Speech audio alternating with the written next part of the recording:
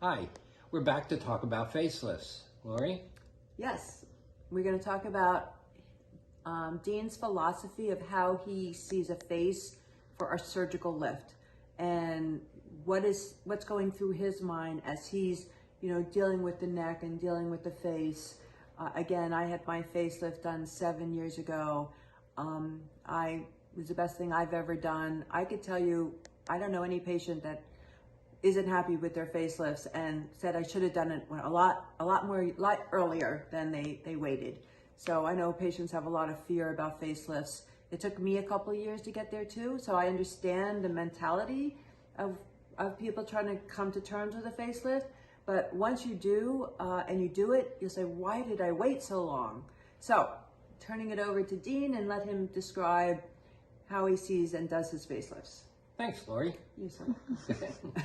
So traditionally, it's developed that facelifts are dependent on two different layers.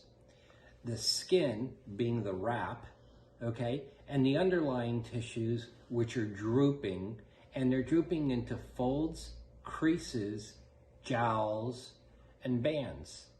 So it's the skin that is showing that, but we have to pull together all the different compartments in order to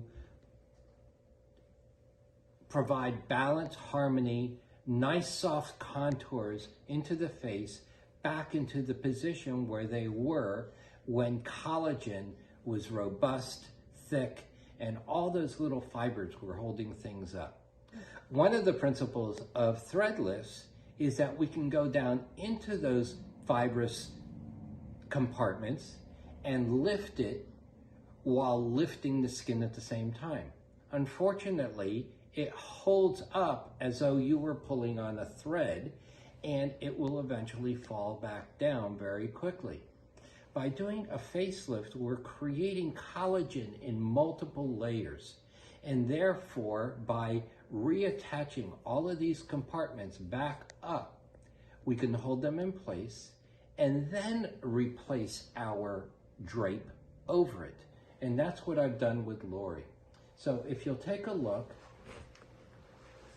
the incision are underneath the chin, which you can't see, okay? That will allow me to take the two muscles in general of the neck, fuse them together, and create a sling effect that's also going to define the neck. But what do you do with the extra skin? Well, the extra skin for the neck has to be redraped in the superior direction, and the jowl has to be re-brought back up into the cheek, creating a very soft mound into the cheek, a mound that creates a line that I call the Nike swoosh, so that you have the apple of the cheek and the cone of the ice cream cone. All of those things are done through an incision that goes around or behind what's called the tragus, that little cartilage. So there's no scar on the face at all. It's just all on the inside edge of the ear. And so it's very easy to dismiss it. You can't see it. There's no stigma from seeing a scar. It goes into the crease around the earlobe.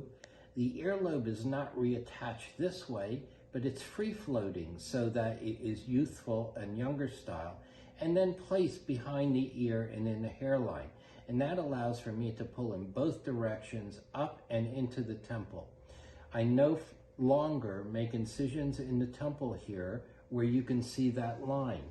So therefore, there are other ways to lift the eyebrow and lift the upper cheek, many of which we combine with thread lifts. So this combination approach is really what works best for most patients, and not just a single approach where my facelift does everything.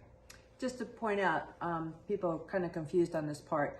The facelift is considered from really the temples down. It does not include the brow. To the jawline. To the jaw, and then he includes the neck.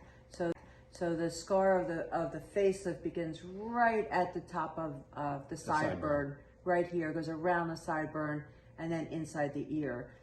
For those patients who want a brow lift, that actually becomes a separate procedure. And so that excision is made in the hairline, and that's considered a brow lift.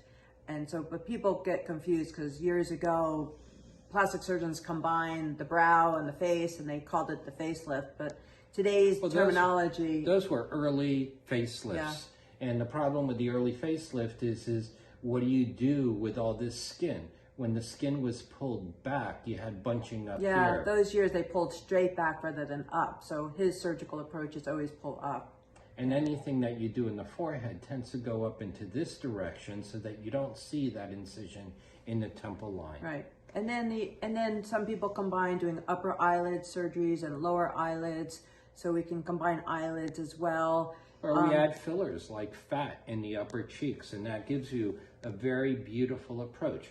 Ultimately, we're trying to recreate a double heart shape to the face and to the cheek area. And that's what makes a beautiful line up the nose, reflecting onto the eyebrow, and then coming back onto the cheek reflection here. The beauty of the face comes in what's called the submalar hollow, okay? And then the reflection on the chin line so that you have a beautiful definition here and a nice crisp neck angle as well. So we look forward to your asking more questions and coming in for your spectrum approach from non-surgical creams to minimally invasive injectables to surgical facelift. We are here to keep you looking refreshed and young and stop this aging process because nobody likes to look aged. We like to look refreshed. So that's what we're here for. We give you the long-term strategy, not the short-term. We're lifers. So become one of our lifers. We wish you the best and we'll see you soon. Yeah.